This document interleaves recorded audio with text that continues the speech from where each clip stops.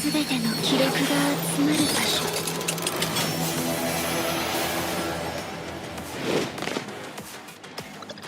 空虚の中心砕け散れ。記録者としての時間をねじ曲げてでも。さあ、隙だらけだな。本艦は待機充電完了だ。空虚の中時間の隙間を封じる。記録者として時間をねじ曲げてでも。空虚の中心に時間をねじ曲げてでも。記録者として時間をねじ曲げてで。空虚の中心時間をねじ曲げて。記録者としての因果の光よ。高速違反ですよ。いつでも OK 守ってあげますね。行きましょうか。高速違反ですよ。空虚の時間の隙間を封じる。記録者としての時間をねじ曲げてでも。虚無の彼方、すべての記録が集まる場所。空虚の中時間をねじ曲げてでも。Hey guys, Misery here, back with another Cesium video. And in today's video, we finally got Rita's kit reveal and we know what she does. Rita is a psionic of the Justice class. So starting off, shown on the screen right now, the way Rita functions is that she has these stacks called Chronicle. And these Chronicle stacks, if the turn is ended, the next turn, they're gonna turn into Chrono Ascension. But later on, we're gonna go through all of her cards and there are ways to get Chrono Ascension besides just ending the turn. But basically, what Chronicle and Chrono Ascension is that it's Rita's own AP source. They can act as kind of AP in a way, but specifically just for Rita. As you guys saw in the clip of the intro, she is using cards and you see as her stacks under her unit icon decrease for the amount of cost of that card. Like if you use like a 4 cost card, she goes down 4 Chronicle. Yeah, basically like her entire kit revolves around these Chronicle stacks, and you want to optimize and get as much value as you can out of these stacks, using them most efficiently if you can, because you know there are a lot of comboing potential with Rita and all of her cards, but from the looks of it, they're catering her towards more of a DPS unit rather than a support. I'm sure she can be used as like kind of like a sub support and maybe a sub DPS of a hybrid, but you know, it looks like she's trying to optimize her attack and her attack cards as much as she possibly can. So looking at all of her cards, she has these 2 basic cards that are called Time Acceleration. These are 3 costs. You may be thinking that they're 3 costs. How are we ever going to play this? So basically something Rita wants you to do is that you want to use high cost cards if you can, because that's going to lead to more damage and more Chronicle stats. So that's why those basic cards, those time accelerations, are 3 costs. And then we just have the other basic rewind, 1 cost, heal 100%, not really anything too special, but yeah, that's why those basics are so much. And then getting on to her first epiphany card, Chrono Archon. Basically, when a card is activated, 1 Chronicle for each cost of that card. So if you're activating those basic cards that are 3 costs, you're going to be getting a 3 Chronicle for using those cards, which is why you want to be using like high cost cards so you can get as much Chronicle as you can, since Rita's whole kit basically scales and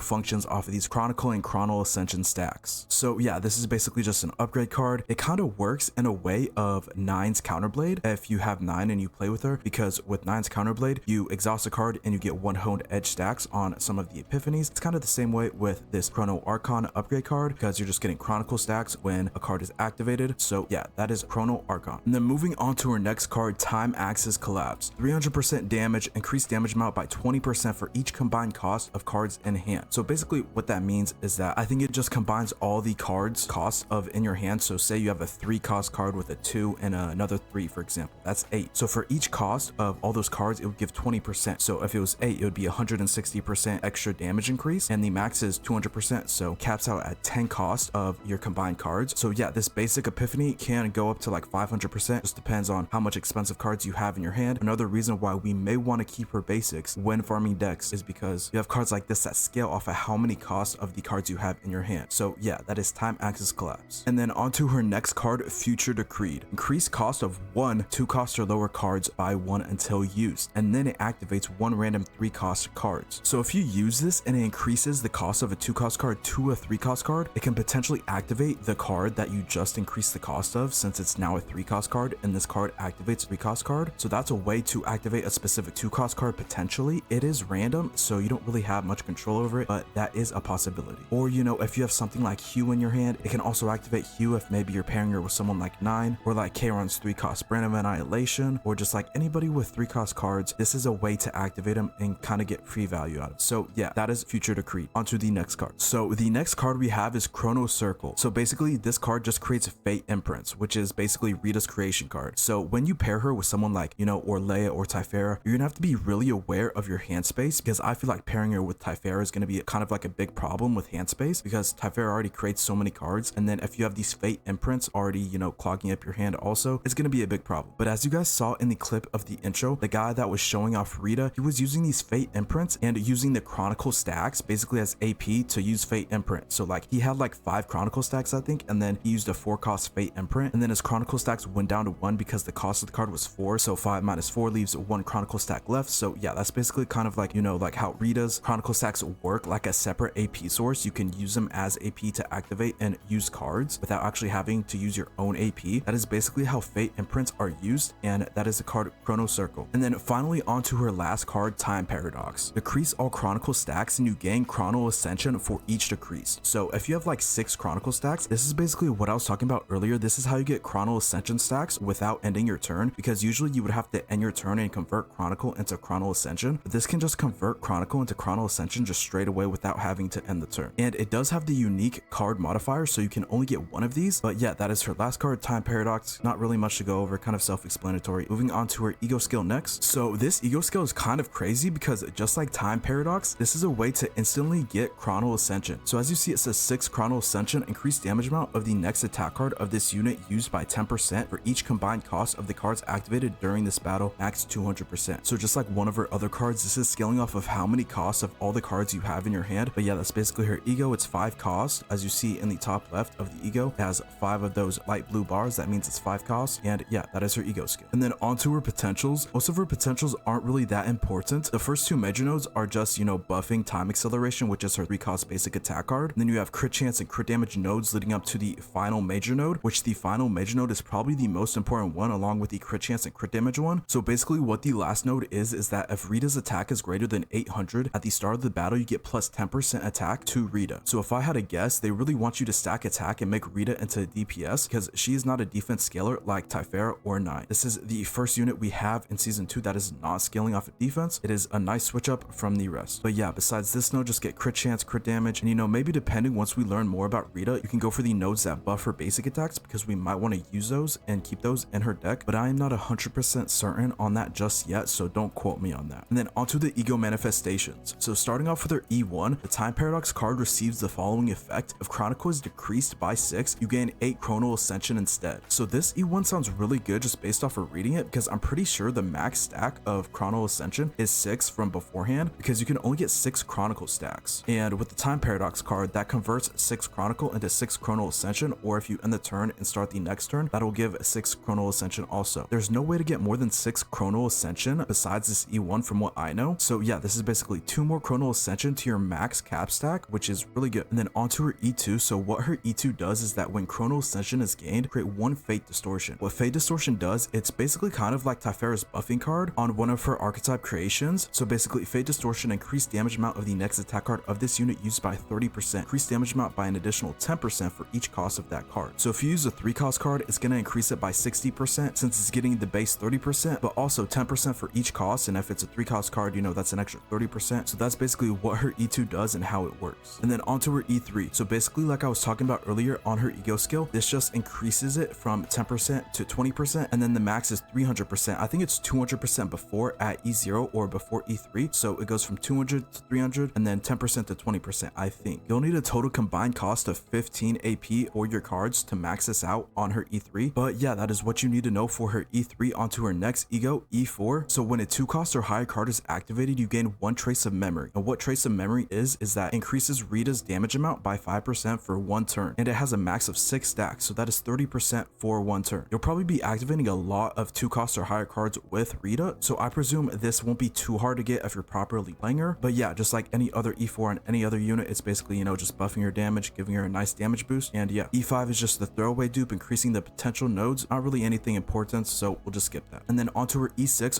when Chrono Ascension is gained, increase the value of Chrono Ascension gained by 6. 1 one time per battle. When Chrono Ascension is removed, inflict 80% fixed damage for each Chrono Ascension used over one turn. So if you use like 6 Chrono Ascension, that is 480% fixed damage against the enemy. And as for this first part of her E6, the way this works is that say you gain 1 Chrono Ascension, I'm pretty sure that just goes straight up to 6, like for the first time when you gain Chrono Ascension, but it's only one time per battle. So let's just say you end a turn with 1 Chronicle and you get 1 Chrono Ascension at the start of the next turn. I'm pretty sure that'll just go to 6, but it's only the first time or a one-time use, so it's not really reliable, but it is nice because 6 Chrono Ascension is a lot. It basically acts as 6 AP for Rita. And yeah, that is her E6. If I misread or miscalculated any of these egos or her cards, let me know down below, but I'm pretty sure I got a good understanding of Rita and how her kit works. And then onto the recommended teams that the CZ dev team are telling us to use is Rita, Haru, Typhera, Rita, 9, Nia, Rita, Beryl, and Mika, and then lastly Rita, 9, and Ray. Honestly, I could see a lot of problems with a few of these teams. Like Typhera, she creates a lot of cards. If you're creating a lot of cards with Rita also, hand space is going to be an issue. Or maybe like the third team with Beryl, where you want to retain with Beryl, but you know, that's clogging up your hand, so you can't create as many creation cards for Rita that you need to create. That also could be a problem with hand space there. You know, just so many units create cards now or retain, so a lot of people are going to have to learn how to maximize their hand space for the most value. And yeah, those are the team compositions. Lastly, onto her partner. Her partner is named Ivy, so her passive, All of Me, increase the assigned combat's attack by 8 to 16% depending on the dupe. Just like her potential, they're wanting you to stack a lot of attack on her for DPS Rita. And then when a 2-cost or higher justice attribute attack card of the assigned combatant is used, increase damage amount of the next attack card used by the assigned combatant by 25%. So basically buffing the next attack card when using a 2-cost or higher justice card. And then next, if a 2, 3, or 4-cost attack card of the assigned combatant is used, you gain 1 premonition stack, max 1 time each. Premonition basically increases the damage amount of the assigned combatant by 5%. It can go up to 3 stacks, so that's 15%, extra 15% damage amount. And yeah, those are her passives. Onto the ego skill called A New Visitor. You gain 2 illusory erosion, and basically what illusory erosion does is that increase damage amount taken from 2-cost or higher attack cards of the assigned combatant by 20%. So basically there's a lot of combo potential and synergy with 2-cost or higher attack cards. When using Rita, you're gonna be wanting to spam just 2-cost or higher attack cards because, you know, she gains a lot of buffs for 2-cost or higher attack cards, and that is basically how she is gonna scale her massive damage. But yeah, that is her partner. I think I basically kind of went over everything you need to know as of right now for Rita before she is in the game. She does release tomorrow at the time I'm recording this, so some things I say may be subject to change, so take everything I say with a grain of salt. That's going to be the video. I hope you guys enjoyed this video. If it was informative, I'd very much appreciate if you could support the channel. You guys have been showing a lot of support on the channel, and I thank every one of you who supports me, watches my videos. You know, it shows love. It means a lot to me. I'm trying to hit my next milestone of 3K subscribers, so if you could subscribe, I'd very much appreciate it. But yeah, I plan on pulling for Rita in every future unit, so I'll be making showcases, guides, everything you need to know for Rita in the future. So if you want to stay up to date, I recommend following the channel. And yeah, I hope you guys take care, peace, and be safe.